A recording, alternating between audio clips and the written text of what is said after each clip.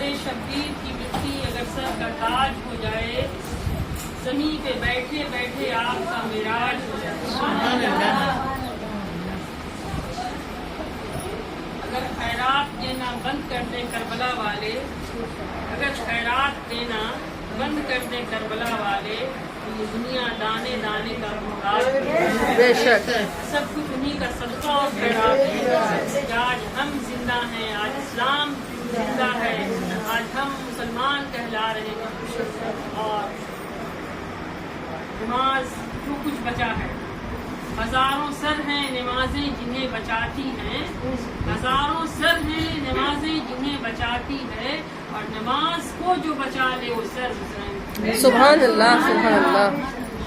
وہ نماز بچا ہے میرے امام عالی مقام کے صدقے میں، بے شک اور ان کے اہل بیت اطہار پاک رضی اللہ تعالیٰ عنہ کا مقام، ان کے ساتھ وابستگی، ان کے ساتھ محبت، ان کا ادب، جس کے دل میں جتنا ہوگا اسے ہم سمجھتے ہیں کہ اللہ اسے اتنا نور عطا کرے۔ تو بات ہو رہی تھی کہ اللہ نے جس قرآن کی جس آیت کی بات کی کہ اللہ پاک نے یہ مثالیں دی ہیں کہ اب دیکھنا سننا اور سمجھنا یہ ہے کہ ہم زندگی کو کس طریقے سے گزارتے ہیں۔ وقت بڑا کم ہوتا ہے زندگی میں، اور زندگی کی جو غنیمت ملی ہے، غنیمت جانیے جتنی ملی ہے، غنیمت جانیے جتنی ملی ہے زندگی میں، جو وقت ملا ہے یہی غنیمت ہے۔ پتہ نہیں اگلا پل نصیب ہو یا نہیں ہو، اگلا سال تو بہت دور ہے، اگلا پل نصیب ہو یا نہیں، اس کا علم کسی کو نہیں۔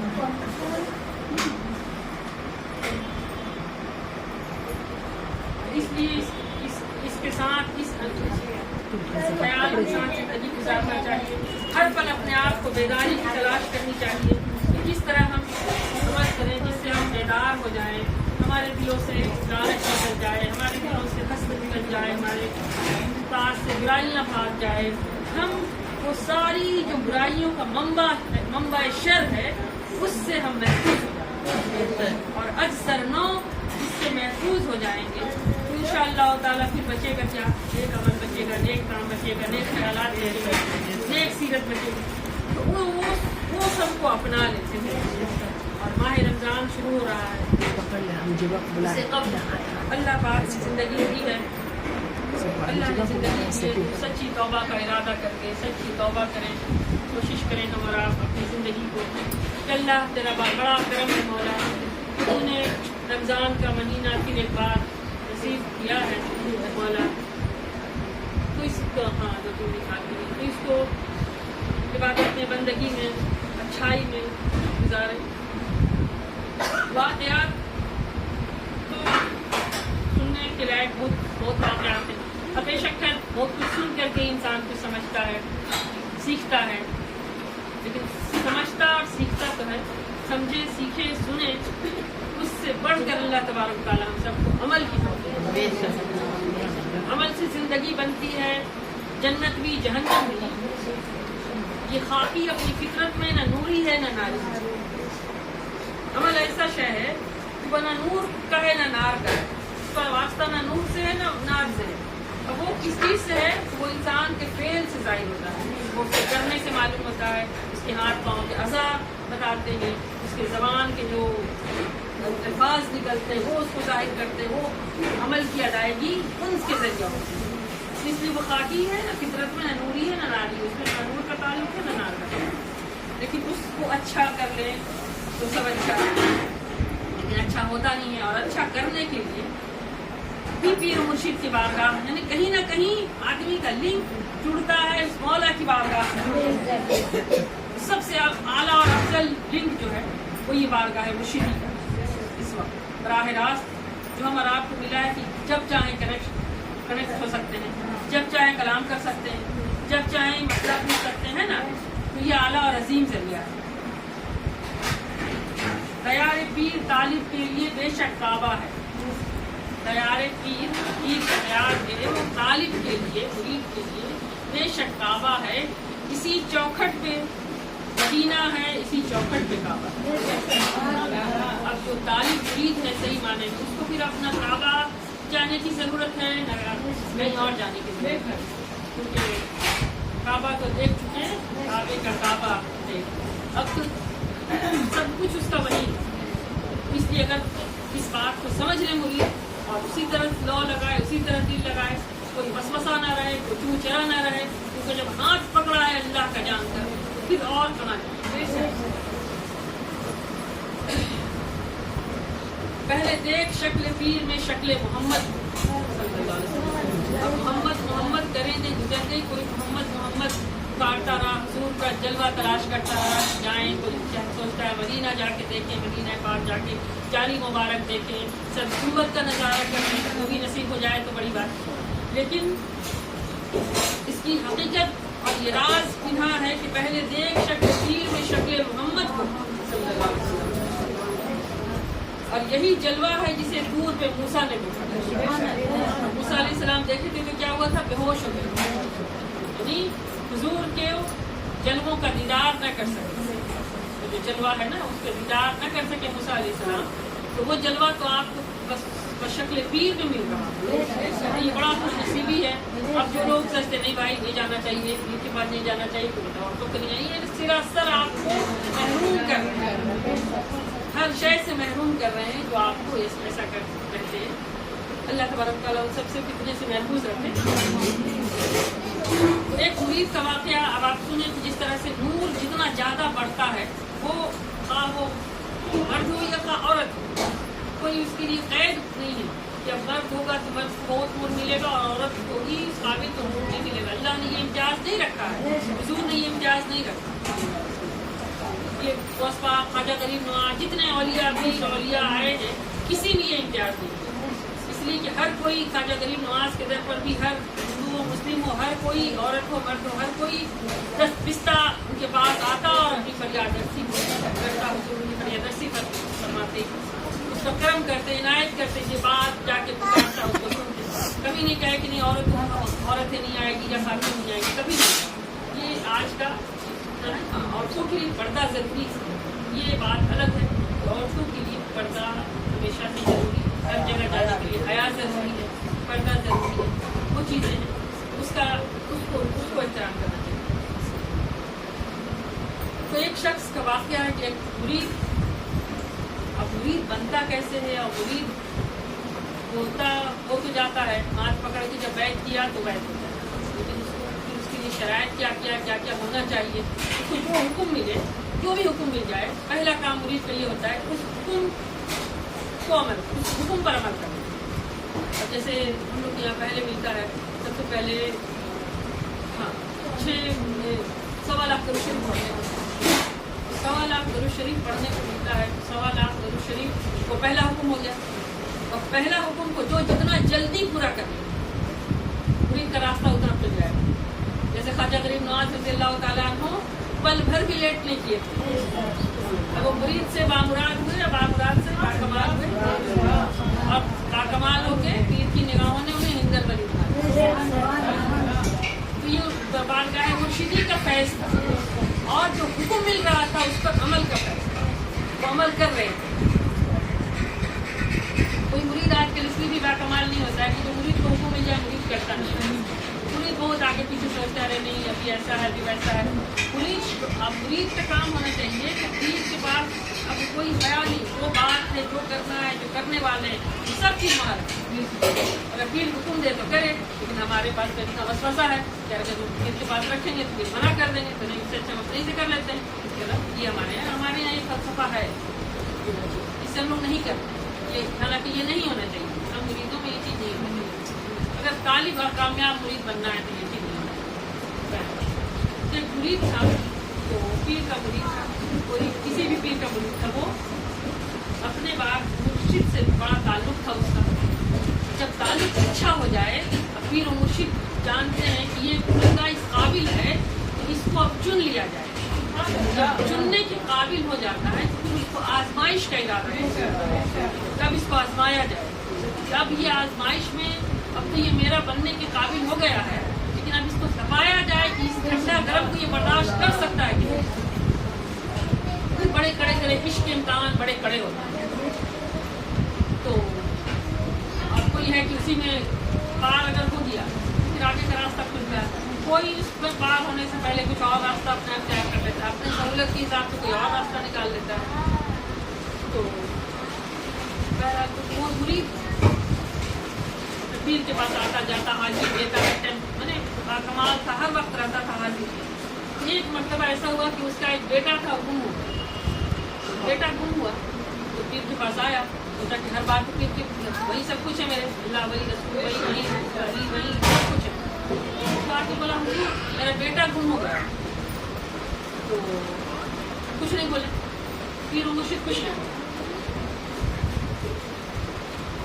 دنیا خلاف ہو تو مجھے کیا ملال ہے, میں جس کا ہو گیا ہوں اسے خود خیال ہے. وہ صرف بہت فتوا لگاتے ہیں, تھوڑا پریشانی آئے تو بولیں گے ایسا ویسا, پھر اس کو کہیں گے کچھ اور, تیسرے کو کچھ اور کہتے ہیں. بڑا کافی کہنے لگی ہے. باجی اب آپ کو پکڑنا ہوگا, میں کو دیکھ پا رہے دیکھیں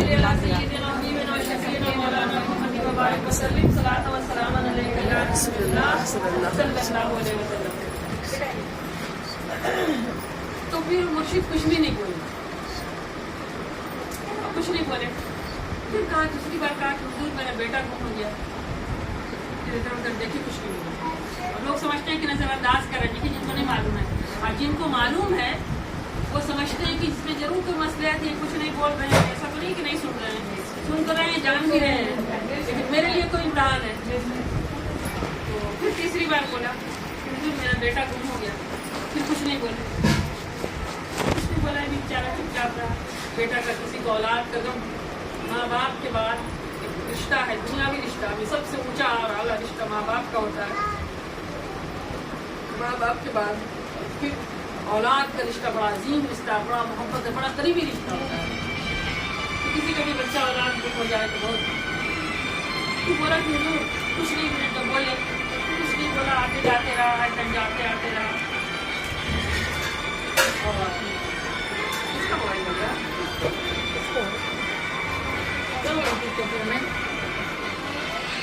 بھائی. اللہ صلی اللہ سیدنا حبیبنا شفیعنا مولانا محمد وبارک وسلم صلاۃ و سلام علیک یا رسول اللہ صلی اللہ علیہ وسلم. تو پھر کہا کہ حضور میرا بیٹا گم ہو گیا. کچھ نہیں, جب 3 بار کچھ نہیں جواب دیے تو سمجھ گیا کہ ضرور کچھ مسئلہ ہے, اچھا مرید کا کوئی چور چرا نہیں کیا. اب کچھ بھی نہیں بولا. اگر کچھ بولتا کچھ اور سوال کر لیتا تو ہو سکتا کہ اس کا کچھ اور ہو جاتا وہ معاملہ, لیکن چپ چاپ رہا, خاموشی سے رہا, صبر کے ساتھ رہا, آتے جاتے رہا. 1 سال ہوا, ہمیشہ آتا رہا. وہ کام جو اس کو اس کا جو کرنا تھا, خدمت کا کام جو انجام دینا, سب ویسے ہی کرتا رہا. اگر دل میں تو اس کو رنج تھا کہ میرا بیٹا گم ہوا, اور کہیں نہ کہیں اس کو اطمینان بھی ہوگا کہ میرا بیٹا گم ہوا ہے, پیر و مرشد کے کرم سے کچھ نقصان نہیں ہوا.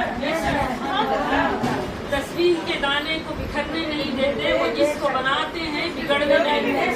سبحان اللہ, سبحان اللہ. تو